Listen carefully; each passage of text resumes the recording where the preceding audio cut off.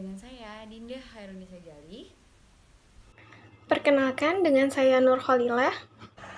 Perkenalkan, nama saya Siti Siva Fatona. Pada kesempatan ini, kelompok 6 akan menjelaskan tentang uji normalitas, Lilliefors, dan G-kuadrat. Apa sih uji Lilliefors dan G-kuadrat? Yuk kita cari tahu. Uji Lilliefors adalah uji normalitas yang dilakukan apabila data merupakan data tunggal atau data frekuensi tunggal, bukan data berfrekuensi kelompok. Hipotesis yang harus diuji adalah pertama ada H0 yaitu data berdistribusi normal. Lalu yang kedua ada H1 atau data tidak berdistribusi normal. Dengan syarat tolak H0 jika L hitung lebih besar dari L tabel. Terima H0 jika L hitung lebih kecil dari L tabel. Langkah-langkah untuk melakukan uji Lilliefors adalah kolom 1. Masukkan data yang akan diuji kenormalannya dengan cara mengurutkan dari yang kecil sampai besar. Kolom 2. Masukkan frekuensi data. Kolom ketiga, masukkan data frekuensi secara kumulatif. Kolom keempat, transformasikan data pada kolom I menjadi ZI. Dengan rumus transformasi adalah Z sama dengan XI dikurang rata-rata per simpangan baku. Kolom 5, isilah dengan harga peluang dari tabel distribusi baku sesuai harga Z yang ada pada halaman 430 di buku paket statistika. Kolom ke-6, FZI, hitunglah luas area di bawah kurva normal. Tabel distribusi normal baku pada buku utama hanya membaca 0,5 dari keseluruhan luas kurva. Karena itu, untuk Z yang berharga negatif, kurangilah dengan 0,5 dan untuk Z yang positif, tambahkan dengan 0,5.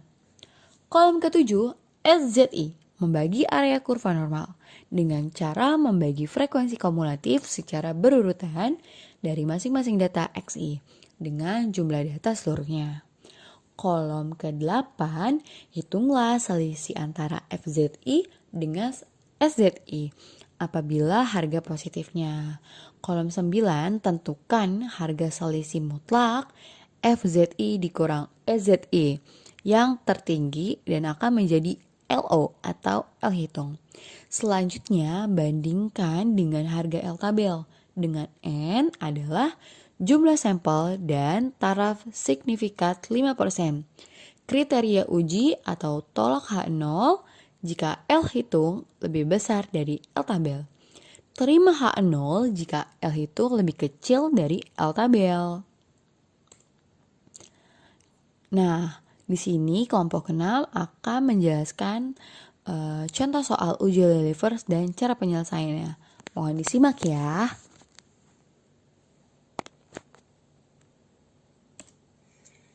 Oke, jadi di sini saya akan membahas contoh soalnya dari uji Lilliefors. Di sini sudah ada datanya. Yang pertama 24, 30, 49, 39, 26, 17, 36, 29, dan 23.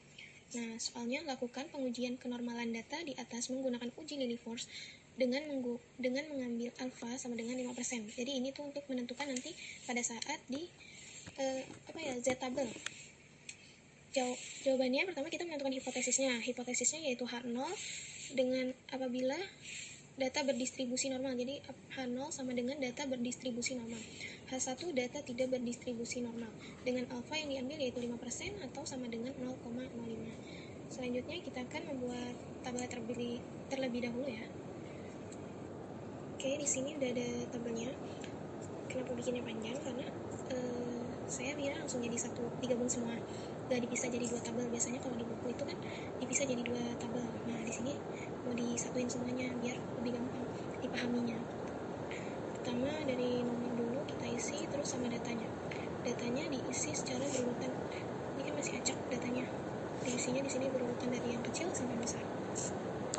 Nah, ini diisi datanya nomornya. Datanya kan berjumlah 9, jadi nomor urutnya 1 sampai 9. Terus data yang pertama itu 17, 23, 23,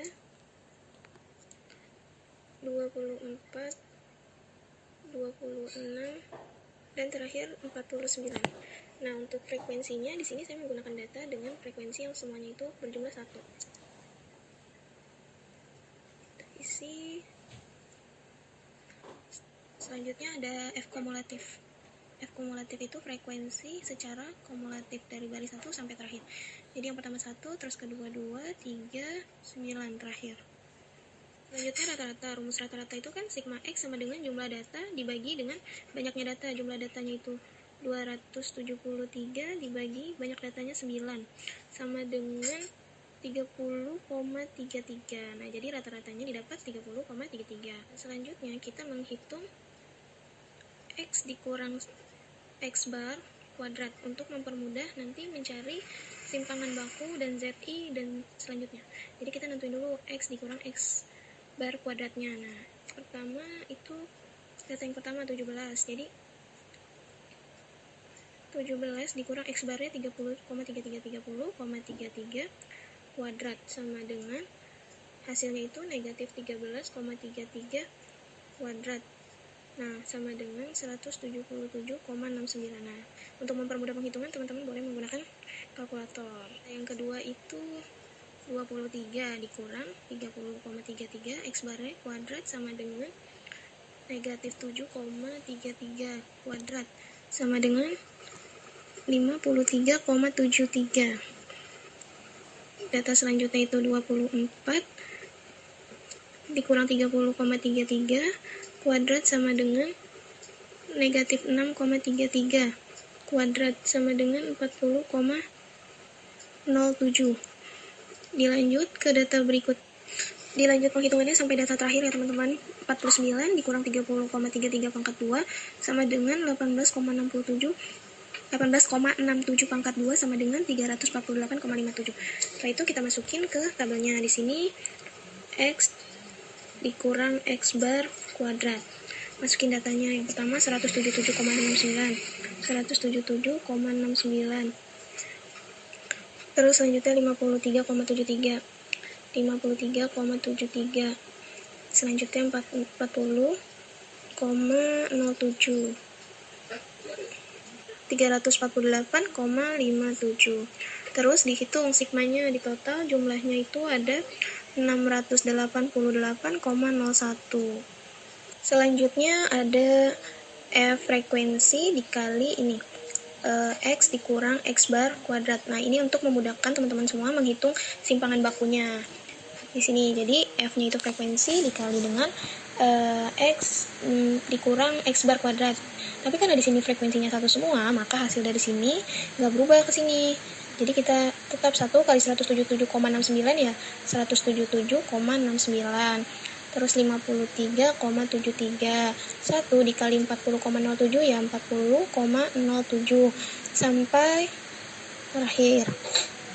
Bedanya adalah kalau misalkan di frekuensi ini ada datanya 2 atau 3 atau 4 dan seterusnya, maka hasil dari frekuensi dikali X dikurang X bar kuadrat ini akan berbeda dengan X dikurang X bar kuadrat sampai akhir, yaitu sigmanya ditulis juga 688,01.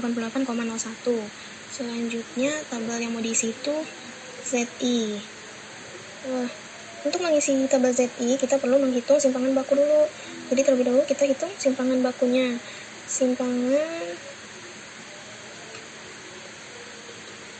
baku sama dengan rumusnya S sama dengan akar sigma F dikali X min X bar kuadrat dibagi N min 1. Dengan N itu jumlah data, F itu frekuensinya, X dikurang X bar. X bar itu rata-rata sama dengan tadi kita udah punya kumulatif sigma, jumlah dari F dikali X dikurang X bar, jadi 688,61. 688,01 dibagi N-1, N-nya itu data 9 dikurang 1, 9 dikurang 1, 8. Akar sama dengan akar dari 86 sama dengan 9,27. Ini negatif ya teman-teman. Terus selanjutnya itu 24 dikurang 30,33 dibagi 9,27 sama dengan negatif 0,68. Diteruskan sampai data terakhir. Ini 39 dikurang 30,33 dibagi 9,27 sama dengan 0,94. Ini 0,94 ya teman-teman. Masukin 0,61, 0,94, yang terakhir itu 2,01. Nah, selanjutnya ada pengisian kolom Z-tabel. Nah, Z-tabel ini dilihat dari buku Profesor Supardi halaman 430, ada tabel seperti ini. Nah, dilihat dari nilai ZI-nya. ZI awalnya negatif 1,44. Nah, untuk Z-tabel ini negatifnya sudah nggak ada ya. Jadi 1,44. Kita lihat di sini. 1,44, lihat dari nilai X Z-nya. Z-nya 1, berarti 1,44. Nah, 44 ini 1,4 ada di kolom keempat ini. Jadi dilurusin ini ke sini 1,44, maka ada dapat nilai 4251. Maka hasilnya ditaruh di sini 0,4251. 0,79. Berarti di sini carinya 0,7 di kolom ke-9 terakhir. Berarti dari sini nah 2852, maka hasilnya 0,2852. Untuk selanjutnya 0,68, berarti teman-teman cari di baris 0,6, baris 0,6 di sini, terus dicari di kolom 8. Kolom 8-nya ada di sini, berarti 2517, maka hasilnya 0,2517. Diteruskan sampai baris terakhir ya teman-teman. Nah, ini setelah kolom Z tabelnya saya isi sesuai dengan angka yang di sini dan di tabel di buku Profesor Supardi yang ada di halaman 430. Selanjutnya kita pengisian kolom FZI. FZI itu didapat dari jika ZI-nya bernilai negatif, maka 0,5 dikurang nilai Z tabel. Z tabel itu yang ini, ZI itu yang ini ya teman-teman. Nah, jika ZI-nya positif, maka 0,5 ditambah nilai Z tabel. Yuk kita mulai pengerjaan pertama. Untuk data pertama itu nilai ZI-nya negatif, berarti 0,5 dikurangi nilai Z tabelnya itu 0,4251. Maka hasilnya sama dengan 0,0749. Untuk penghitungan seperti ini teman-teman bisa menggunakan kalkulator untuk mempermudahnya. Selanjutnya masih negatif, berarti 0,5 dikurang 0,2852 sama dengan 0,2148. Nah, ini nilai FZI-nya udah saya hitung semua, jadi tinggal dimasukin ke tabel FZI-nya. Untuk data pertama 0,0749, terus 0,2148, 0,2148, selanjutnya 0,2483, 0,2483. Diteruskan sampai data terakhir ya. Nah, ini setelah saya isi kolom FZI-nya sampai data terakhir itu 0,9778. Selanjutnya pengisian kolom SZI. Nah, nilai SZI ini diperoleh dari F kumulatif dibagi banyaknya data. Contohnya gini pertama. Untuk data pertama berarti F kumulatif itu kan 1. Nilai SZI. Nilai pertama itunya kan 1. N-nya itu 9. Berarti banyaknya data itu 9. Berarti 1/9. Maka hasilnya itu 0,1111. Diambilnya 4 angka di belakang koma ya. Karena kita mengikuti tabel-tabel sebelumnya. Data yang kedua F kumulatifnya berarti kan 2. 2/9. Maka hasilnya itu 0,2222. Nah, yang ketiga itu 3/9. Maka hasilnya itu 0,3333. Dilanjut sampai nanti 9/9 yang hasilnya itu 1. Nah, jadi seperti ini teman-teman. Setelah dilanjutkan sampai data ke 9/9 yang hasilnya itu 1. Tinggal kita masukin ke tabelnya. Yang pertama 0,111, 0,111. Yang kedua 0,222, 0,2222. Yang ketiga 0,3333. Yang keempat itu hasilnya 0,4444. Yang kelima itu dari 5/9 itu hasilnya 0,5556. Selanjutnya 0,6667, 0,7778, 0,8889 dan 9/9 itu adalah 1. Nah, pengisian selanjutnya yaitu kolom FZI dikurang SZI. Jadi nilai ini dikurang dengan nilai ini sampai semua datanya. Yang pertama 0,0749 FZI dikurang SZI sama dengan data pertamanya itu 0,0749 dikurang 0,1111 sama dengan 0,0362. Data yang kedua 0,2148 dikurangi dengan 0,2222 sama dengan 0,0074. Data yang ketiga yaitu 0,2483 dikurangi 0,3333 sama dengan 0,0850. Selanjutnya 0,3192 dikurangi 0,4444 sama dengan 0,1252. Lanjut sampai 0,9774 dikurangi 1 sama dengan 0,0226. Nah, nilai FZ ini dikurang SZI kita masukkan ke tabelnya. Yang pertama 0,0362, 0,0362. Yang kedua 0,0074, 0,0074. Yang ketiga 0,0850. Yang keempat 0,1252, 0,1252 sampai kolom terakhir. Selanjutnya kita sampai di kolom yang terakhir sebelum menarik kesimpulan. Jadi di sini ada kolom L0 atau LO. Jadi LO ini diperoleh dari nilai yang paling besar yang ada di kolom FZI dikurang SZI. Cari nilai terbesar dari FZI dikurang XZI, maka yaitu hasilnya 0,1827. Nah, ini diperolehlah LO-nya 1827. Nah, selanjutnya setelah diperoleh nilai L0, maka kita akan menguji kriteria uji tolak hipotesis atau H0 jika L hitung itu lebih besar daripada L tabel. Nah, L hitung tadi LO yang tadi. L0-nya 0,1827. Nah, untuk menentukan L tabel, lihat tabel Lilliefors dengan taraf nyata alfanya itu 0,05 dengan jumlah sampelnya 9 data. Tadi data yang kita hitung kan berjumlah 9. Lihat di halaman 471. Nah, ini ada bukunya di halaman 431. Jadi N-nya itu 9, maka kita cari di baris ke-9 dengan kriteria taraf nyatanya itu 0,05. Jadi tarik lurus, maka ada di hasilnya 0,271. Jadi diperoleh nilai L tabelnya itu 0,271.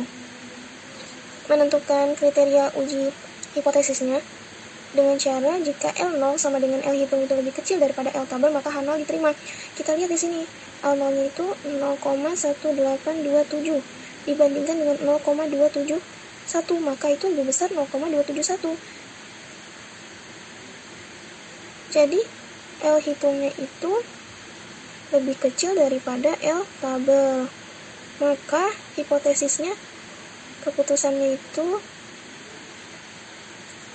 hipotesisnya diterima.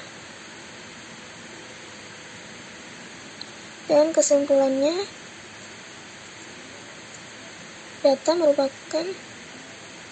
datanya berdistribusi normal. Selesai, teman-teman.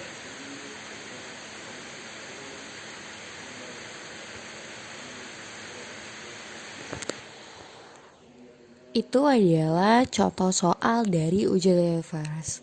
Bagaimana dengan C kuadrat? Yuk kita cari apa itu C kuadrat. Uji kenormalan data berkelompok C kuadrat. Uji C kuadrat digunakan untuk menguji kenormalan data jika data disajikan dalam sebuah tabel. Data berfrekuensi kelompok. Hipotesis yang harus diuji adalah 1. H0, data berdistribusi normal. Yang kedua, H1, data tidak berdistribusi normal. Namun dengan syarat H0 ditolak jika C kuadrat hitung lebih besar dari C kuadrat tabel. Kedua, H0 diterima jika C kuadrat hitung lebih kecil dari C kuadrat tabel. Langkah-langkah untuk melakukan uji C kuadrat adalah kolom 1. Masukkan kelas-kelas interval data yang akan diuji ke normalannya. Kolom kedua, masukkan data frekuensi dari setiap kelas interval atau frekuensi observasi. Kolom ketiga, tentukan tepi bawah dari setiap kelas interval. Kolom 4, transformasikan tepi bawah kelas ke dalam bentuk Z dengan rumus Z sama dengan XI per rata-rata dikurang rata-rata per simpangan baku. Kolom 5 dengan menggunakan tabel distribusi normal di halaman 430, isilah sesuai dengan harga pada tabel kurva normal. Kolom ke-6, tentukan luas di bawah kurva normal atau FZI. Tabel distribusi normal baku di halaman 430 hanya membaca 0,5 dari keseluruhan luas kurva. Karena itu untuk Z berharga negatif dikurang kepada 0,5 dan untuk Z yang positif tambahkan kepada 0,5. Kolom ke-7 menentukan luas kurva di antara kelas interval dengan cara mengurangkan luas kurva di bawah kurva normal dengan luas kurva normal kelas sebelumnya atau FZI dikurang I. Kolom ke-8 tentukan frekuensi ekspektasi dengan cara mengalihkan luas kelas tiap interval dikali jumlah sampel. Kolom ke-9 tentukan frekuensi ekspektasi dengan cara mengalihkan luas kelas interval dikali jumlah sampel. Kolom ke-9 menentukan C kuadrat untuk setiap kelas interval dengan rumus C kuadrat sama dengan FE dikurang FO kuadrat per FO. Lalu tentukan C kuadrat hitungnya seperti yang di rumus. Lalu bandingkan C kuadrat hitung dengan C kuadrat tabel, di mana derajat bebasnya DK sama dengan simpangan baku sama dengan K min 0. K adalah banyaknya kelas interval dan tara signifikat alfa sama dengan 0,05 dengan keterangan hipotesis 0 ditolak jika C kuadrat hitung lebih besar dari C kuadrat tabel.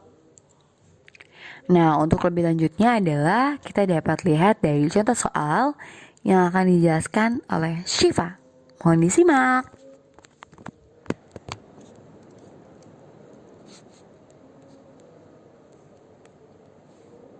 Yang pertama, kita tulis hipotesis dengan H0 dan H1-nya.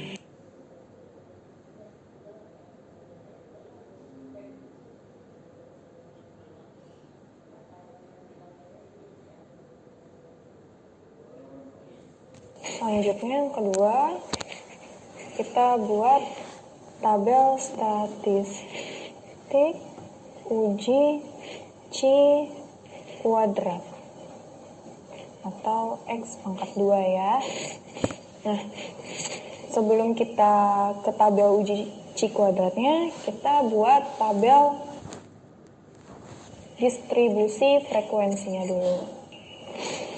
Seperti ini tabel distribusi frekuensinya. Sekarang kita mencari nilai XI. Karena di tabel distribusi XI-nya itu titik tengah dari intervalnya. Nah, titik tengahnya itu dapat 54,5, 64,5, 74,5, 84,5, dan 94,5. Nah, sekarang FI dikali XI. Frekuensi dikali XI-nya jadi 163,5.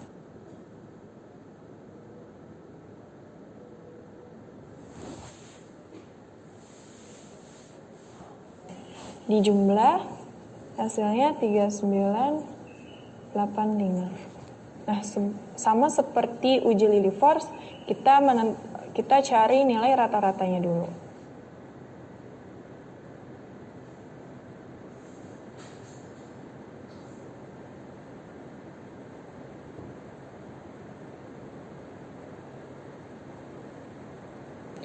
Terus kita hitung ya, XI-nya 54,5 dikurang rata-ratanya di pangkat 2. Hasilnya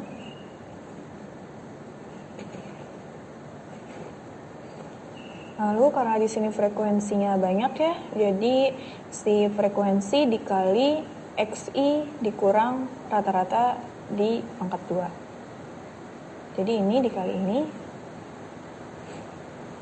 maka di jumlah keseluruhannya menjadi 6093,63. Nah, sekarang sebelum kita beralih ke tabel C kuadratnya, kita masuk ke simpangan bakunya. Rumusnya sama seperti simpangan baku yang sebelumnya.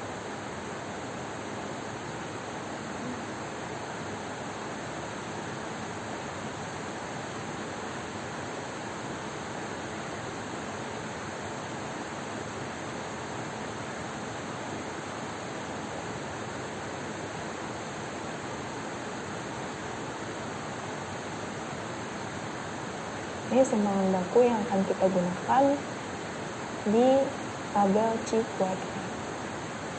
Nah, untuk tabel C kuadrat ini kita transformasikan yang sebelumnya tadi, tabel distribusi frekuensi, XI-nya itu titik tengah intervalnya. Sedangkan sekarang kita rubah XI-nya menjadi tepi kelas XI. Jadi tepi kelas dari interval tersebut. Nah, tepi kelas nanti kita tulisnya di kolom sini. Kenapa kolomnya kita buat seperti ini? Di antara interval kita buat baris kosong biar nanti kita buat uji cobanya diadakan tepi kelasnya. Nah, cara menghitung tepi kelas, karena di sini itu termasuk di bawah interval yang pertama ya, di bawah interval yang pertama, batas bawah interval. Nah, sama aja ya, batas bawah interval. Nah, batas bawahnya berapa? 50 dikurang 0,5, jadinya 49,5. Kita taruhnya di sini. Nah, sekarang yang kedua, tepi bawah dari interval yang kedua, itu 60 dikurang 0,5 jadi 59,5. Nah, untuk yang ini kita ambil bukan batas bawah tapi batas atas. Batas atasnya mana? Itu 99 ditambah 0,5. Kalau batas bawah kan dikurang ya 0,5, tapi kalau batas atas itu ditambah 0,5 jadi 99,5. Nah, untuk menentukan nilai ZI sama seperti uji Lilly Force, rumusnya XI dikurang rata-rata dibagi simpangan baku. XI-nya itu kita ambil dari tepi kelasnya. Jadi contohnya yang pertama 49,5 dikurang rata-rata, rata-ratanya 79,7 dibagi simpangan bakunya 11,15. Seperti itu. Nah, ditaruhnya juga tepat di samping si nilai XI-nya, jangan di bawahnya. Nah, selanjutnya Z tabel dari nilai ZI-nya. FZI sama juga seperti uji Lilly Force, rumusnya jika ZI-nya negatif, maka rumusnya 0,5 dikurang Z tabel. Dan jika ZI-nya positif, maka R-nya sama dengan 0,5 ditambah ZI. Selanjutnya LI rumusnya F FZI dikurang FZI dikurang 1. Maksudnya apa? Jadi LI ini kita menentukan nilai tengah antara FZI yang ini dikurang dengan FZI sebelumnya. Jadi contohnya ya seperti ini, kita ke atas. XI ya, X pertama. FZI-nya itu yang 0,0351 dikurang FZI sebelumnya, itu 0,0014. Seperti itu. Hasilnya 0,0337. Yang kedua sama, ke atas kita kurang, jadi 0,1814 dikurang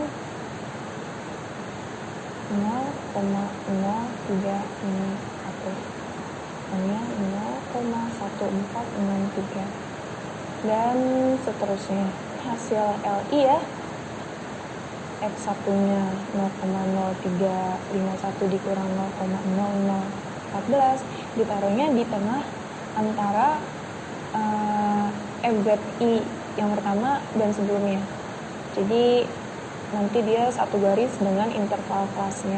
Untuk menentukan FE sama dengan LI dikali N. N yaitu jumlah data. Jumlah datanya ada 50. Jadi contohnya X1 nya LI nya 0,0337 dikali 50. Hasilnya sama dengan 1,685. Sini ya, 1,685. Hasilnya seperti ini ya, FE-nya 1,685, 7,315, 16,330, 15,130, 7,595. Selanjutnya kita ke nilai FO dikurang FE dikuadratkan dibagi FE. Nah, FO-nya berapa? Contoh ya, X1-nya FO-nya itu 3 dikurang FE. FE-nya 1,685 dikuadratkan baru dibagi FE. FE-nya 1,685. Hasilnya 1,03. Nah, kita tulis di sini 1,03. Hasilnya seperti ini. Nah, terakhir kita jumlah nilai ini dari atas sampai bawah, jumlahnya itu 4,23. Ini adalah X pangkat 2 hitung. Selanjutnya kita ke nomor 3, yaitu kriteria uji tolak H0 jika X pangkat 2 hitungnya lebih dari X pangkat 2 tabel. X pangkat 2 hitungnya tadi 4,23. Dan sekarang kita cari X2 tabelnya. Cara menentukannya dari tabel C kuadrat dengan taraf signifikannya 0,05. Sama seperti uji Lilliefors, kita menggunakan taraf signifikannya 0,05. Atau kalau nanti di tabel C kuadrat itu yang keluar persenan, maka dikali 100%. Misalnya 5%. Dengan derajat kebebasan. Yang kedua, syaratnya adalah derajat kebebasan atau DK. Rumusnya K dikurang 1, atau K-nya ini, K-nya adalah jumlah kelas atau intervalnya. Nah, jumlah kelasnya kan 1, 2, 3, 4, 5. Maka si K-nya ini adalah 5. Dan dikurang 1 maka 4. Jadi DK-nya adalah 4. Mencari nilai tabel C kuadratnya, DK-nya sudah diketahui 4. Dan dengan taraf signifikan 5%, maka kita tarik ke bawah dan ke samping nilainya 9,488. Hasil X pangkat 2 tabel sama dengan 9,488. Maka X pangkat 2 itu lebih kecil dari X pangkat 2 tabel. Maka keputusannya H0 diterima. Kesimpulannya, data berdistribusi normal.